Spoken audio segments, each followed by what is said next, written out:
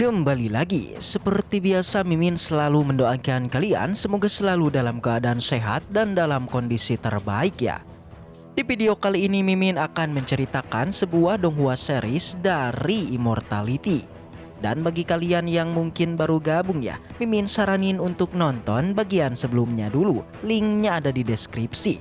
Tak berlama-lama, langsung aja kita masuk ke isi ceritanya.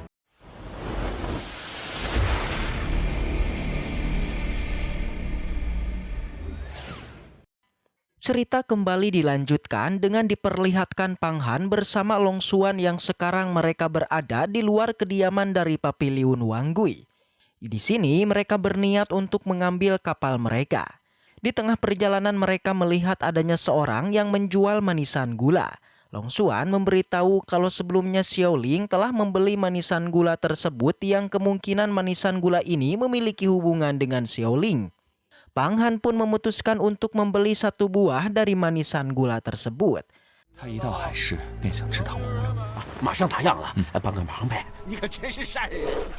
Kemudian Pang Han bersama Long Xuan melanjutkan perjalanan mereka untuk menuju ke tempat kapalnya. Tetapi setelah mereka sampai ternyata para anggota dari Sekte Taiyin ternyata telah sampai di kapal mereka. Sontak Pang Han tak menyangka bahwasannya mereka akan terlambat untuk menyembunyikan kapal mereka. Tetapi sayangnya mereka telah ditemukan dan segera mengejar Pang Han dan juga Long Xuan.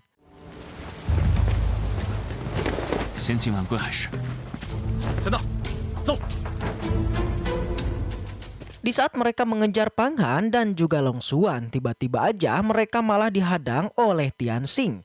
Sontak ketiganya pun menjadi kaget dengan keberadaannya yang ada di tempat ini.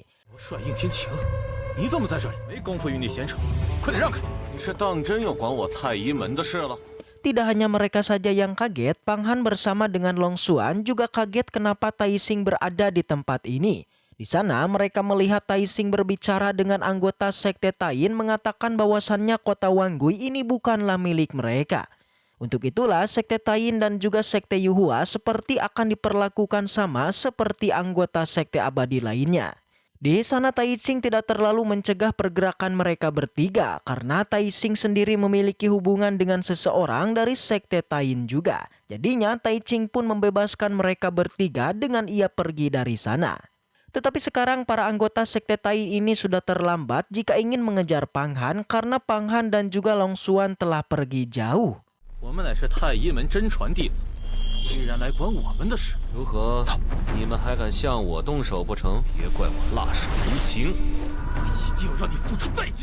Singkat cerita, Pang Han pun telah sampai di kediamannya yang sekarang terlihat Xiao Ling telah tersadarkan diri. Xiao Ling juga memberitahu kepada Pang Han bahwasannya kondisinya sekarang telah kembali pulih dan siap untuk melanjutkan perjalanannya. Namun mereka sangat sulit untuk bisa pergi dari tempat ini karena sekarang para anggota Sekte Taiyin telah menemukan keberadaannya. Tetapi di saat itu tiba-tiba aja pelayan dari Papiliun Wang Gui itu datang ke tempat mereka. Pelayan itu memberitahu tujuan kedatangannya bahwasannya adalah untuk bertemu dengan Xiao Ling menyampaikan titipan pesan dari ketua Papiliun Wang Gui. Awalnya Pang Han menolaknya, tetapi pelayan itu tidak mau dan ia tetap bersikeras ingin bertemu dengan Xiao Ling. Jadinya Pang Han pun membiarkan pelayan ini untuk bertemu dengan Xiao Ling. Segera pelayan itu mengatakan bahwasannya Master Papiliun Wang Gui ingin bertemu dengan Xiao Ling serta meminta kepada Xiao Ling untuk tidak pergi meninggalkan papiliunnya. Karena sekarang para master kota sedang mengawasinya. Setelah menyampaikan pesan tersebut, pelayan itu pun pergi dari sana. Mendengar hal ini membuat mereka pun jadi kebingungan tentang bagaimana rencana selanjutnya. Sebelum mengambil keputusan ini, Long Xuan dan juga Pang Han pun memutuskan untuk berlatih terlebih dahulu meningkatkan kekuatan mereka. Di sana juga Pang Han memberikan permen gula sebelumnya yang ia beli kepada Xiao Ling. Scene berpindah di tempat lain, kita diperlihatkan dengan Hua Tiandu yang pergi ke Sekte Taiyin ingin bertemu dengan panatua sektenya. Seketika sang tetua pun muncul menanyakan tujuan kedatangannya, yang sudah jelas kedatangannya adalah untuk mengajak kepada sekte Taiyin bekerja sama dengan sekte Yuhua. Langsung aja Hua Tiandu memberikan buku teknik tertinggi yang sebelumnya ia dapatkan dari seorang master di Pulau Fantasi. Setelah itu Hua Tiandu meminta kepada panatua sekte Taiyin tersebut untuk mempertemukan dirinya dengan perempuan bernama Yansu. Tetapi Master Taiyin menjawab Yansu merupakan orang yang sulit sekali untuk bisa diajak berbicara. Hua Tiandu tidak mempermasalahkannya dan segera pamit dari sana. Sin berpindah ke tempatnya Pang Han yang masih melakukan pelatihannya. Singkat cerita, proses pelatihan Pang Han pun membuahkan hasil yang positif. Karena Pang Han sekarang bisa menstabilkan dua kekuatan di tubuhnya, yaitu tubuh Yamah dan juga Kaisar Kayu.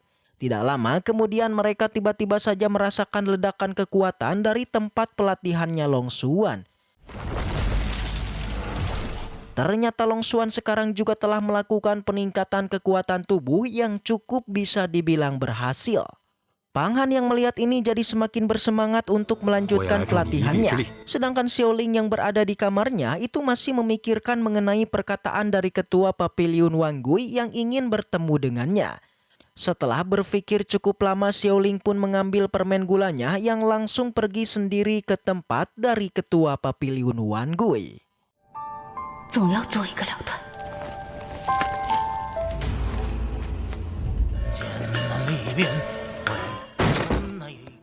Setelah berada di ruangannya, di sana Tuan Kura-Kura memberitahu kalau dia telah mempersiapkan sebuah rencana yang begitu matang agar dia bisa membawa Pang Xiaolin pergi dari Pang Han.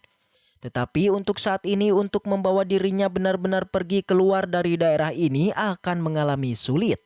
Dikarenakan di belakang Pang Han ada seseorang yang begitu kuat, yaitu Komandan Tianxing. Mendengar itu Xiaolin tidak begitu mempermasalahkannya. Dia meminta untuk melupakan saja masalah tersebut karena dia datang ke sini bukan untuk mengejar hal tersebut. Tapi si kura-kura malah mengatakan jika dirinya sudah melakukan rencana pada Xiaolin dengan teh dan juga dupa, membuat kekuatan Xiaolin menjadi menghilang dan mulai lemas.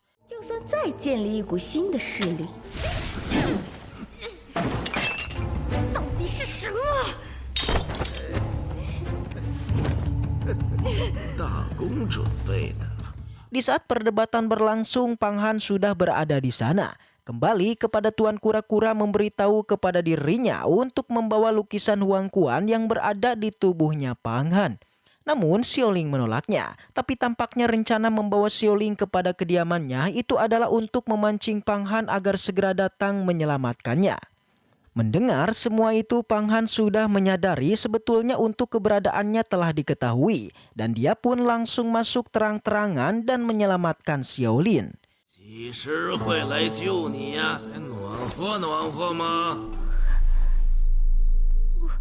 Pang Han pun menanyakan kepada Tuan Kura-Kura sebetulnya apa yang dia inginkan dari Pang Xiaolin dan juga dirinya. Tetapi si kura-kura sama sekali tidaklah menjawabnya. Malah Xiaolin tiba-tiba bergerak dan mengeluarkan aura spiritual serta niat membunuh yang langsung menyerang Pang Han. Sontak mau tidak mau juga Pang Han mencoba untuk menghindar jauh dari sana. Pada intinya dari rencana Tuan Kura-Kura ini dia hanya inginlah membuat Pang Xiaolin benar-benar menjadi pionnya. Sehingga Pang Han harus bertarung dengan Pang Xiaolin yang tidak terkendali.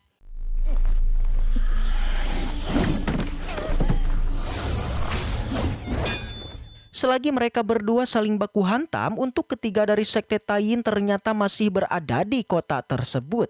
Di sana terlihat ketiganya tengah berbincang dalam melakukan penangkapan pada Pang Han. Di mana jika mereka berhasil maka hadiahnya jauh lebih tinggi daripada puncak 5 sila. Tetapi tetap aja bagi mereka misi ini begitu sangatlah sulit. Ditambah untuk sekarang mereka mempunyai masalah dengan Komandan Tianxing. Akan tetapi di saat obrolan itu mereka mendengar suara keributan di atas atap penginapan. Karena penasaran mereka pun langsung pergi untuk melihatnya. Kembali kepada Pang Han yang sedang bertarung, dia terus mencari solusi untuk menyadarkan Xiaolin kembali.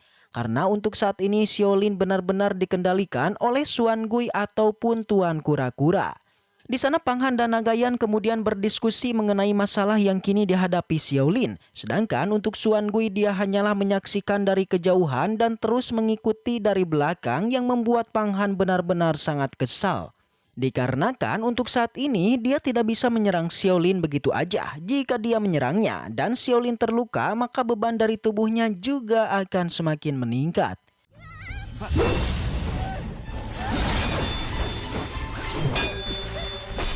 Ketika berada di ujung pelabuhan, Xuan Gui langsung berdebat dengan Pang Han, yakni dia merasakan kalau pasar pulau ini sepertinya ada yang begitu sangat janggal. Dia yakin kalau Tuan Kura-Kura semuanya terlibat dari rencana ini juga.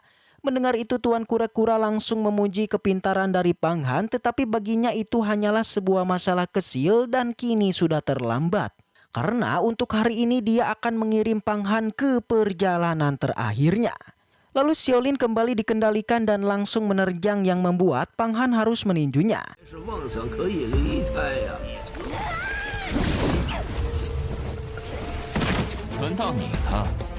Setelah itu Pang Han pun bergerak menyerang si kura-kura dan menghantam cangkang kura-kuranya.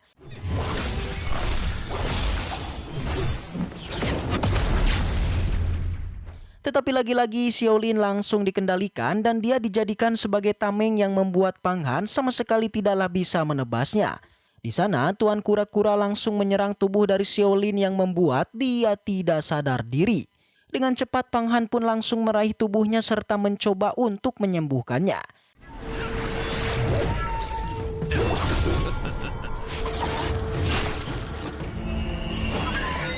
Dari sini Pang Han sudah benar-benar murka kepadanya dan langsung menyerangnya. Di dalam pertarungan itu si kura-kura langsung mengeluarkan pelayannya untuk menyerangnya. Beruntung saja Long Xuan berada di sana dan berhasil untuk menebas rantai pengendalinya.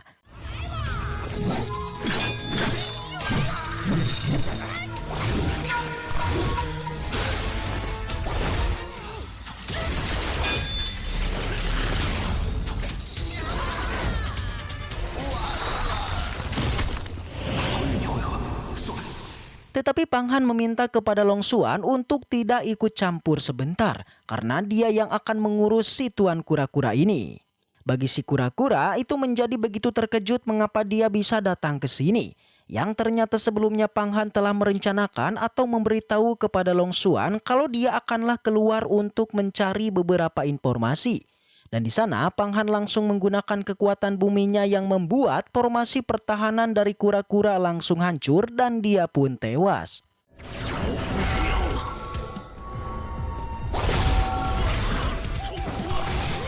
Dan seperti biasa lagi-lagi terdengarlah suara dari dua utusan sebelumnya.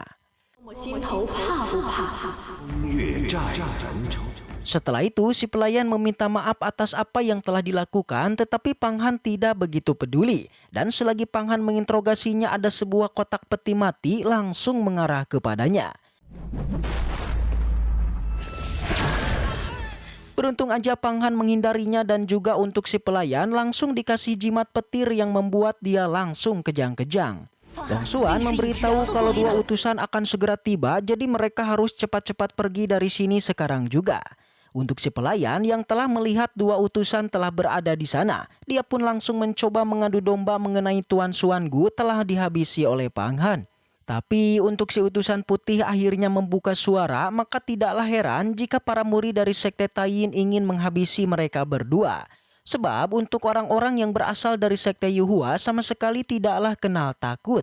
Bahkan sekarang mereka berdua telah berani untuk menghabisi orang-orang yang berada di kota Laut Wanggui. Untuk saat ini, dua utusan tidaklah bisa berbuat apa-apa karena mereka telah berhasil untuk melarikan diri dari pulau tersebut. Tapi mereka yakin jika orang dari Sekte Taiyin menemukannya, maka mereka akanlah dihabisi. Bagi mereka berdua ini adalah sebuah pemandangan yang begitu sangat menarik.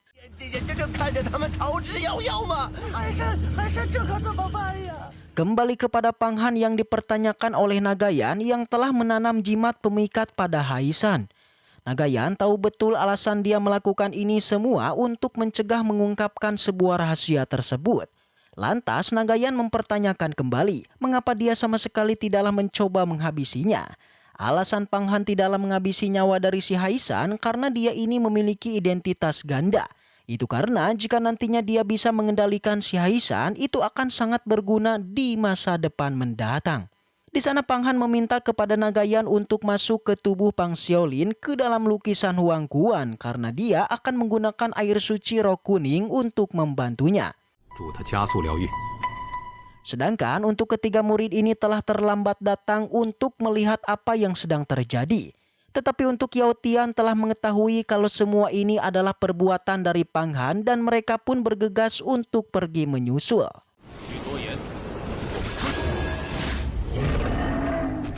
Terlihat tampak di belakang Komandan Tianxing sedang memantau mereka dan dia juga mengikuti dari belakang. Kembali kepada Pang Han yang sudah merasa berhasil untuk menjaga jarak dengan murid dari Sekte Tain. Namun sayang, tidak lama dari itu keberadaan Pang Han sebenarnya sudah diketahui oleh murid Sekte Tain dan langsung menghampiri mereka. Tanpa sepatah kata apapun mereka bertiga pun langsung menyerang yang membuat pertarungan pun sempat terjadi. Namun untuk ronde pertamanya mereka bertiga tidaklah menyerangnya, melainkan adalah hewan spiritual mereka yang menyerangnya.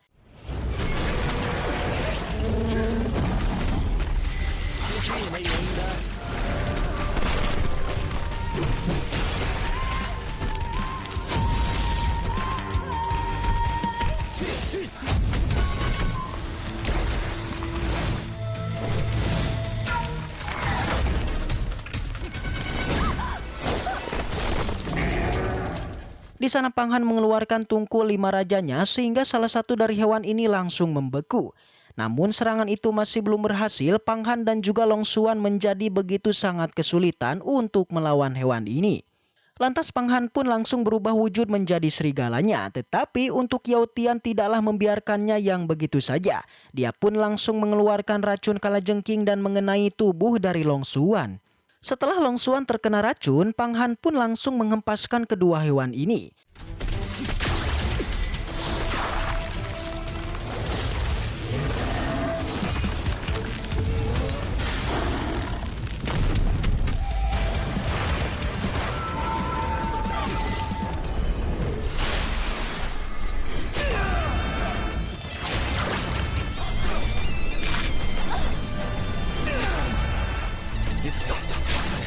Long Xuan langsung memberitahu kalau mereka telah melakukan sebuah kecurangan.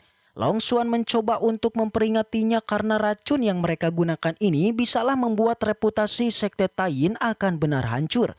Tetapi tetap aja Yao Tian tidaklah begitu peduli karena hanya mereka sajalah yang mengetahui semua ini. Terlebih juga untuk hari ini mereka berdua akan mati, jadi pada akhirnya tidak ada yang tahu sama sekali tentang metode ini. Di sini Pang Han mengancam kalau dia akan berurusan dengan Pang Qingsu dan tidak ada satupun dari mereka yang akan bisa untuk melarikan diri. Mendengar itu, Xiao Yu langsung tertawa. Dia mengaku dia sama sekali tidak takut dengan Pang Qingsu. Jika memang dia berani ataupun keras kepala untuk membuat masalah dengan mereka, maka dia adalah Yu Peng yang akan membakar Pang Qingsu menjadi abu. Ucapan tersebut membuat Komandan Tianxing benar-benar marah. Alasan dia mengancam mereka bertiga dengan nama dari Pang Qingsu itu adalah mencoba untuk memprovokasi amarah dari Komandan Tianxing.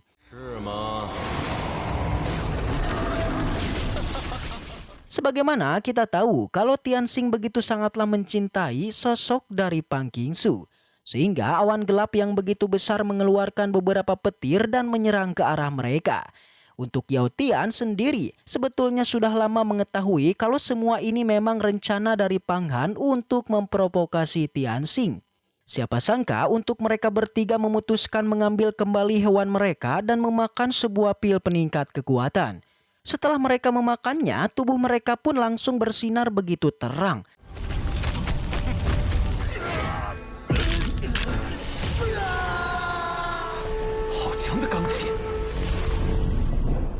Tetapi Komandan Tianxing langsung tertawa dan memberitahu kepada Pang Han kalau itu adalah pil pemotong binatang siluman angin. Di sini juga Tianxing sudah lama mengetahui tindakan mereka bertiga ini ingin mengambil nyawa darinya juga. Setelah selesai menyerap kekuatan, mereka bertiga pun siap-siap untuk melakukan baku hantam dan setelah itu cerita pun bersambung. Baiklah, mungkin segitu aja untuk pembahasan kali ini. Semoga kita selalu diberikan kesehatan untuk mengawal Donghua ini. Dan sampai jumpa di video selanjutnya.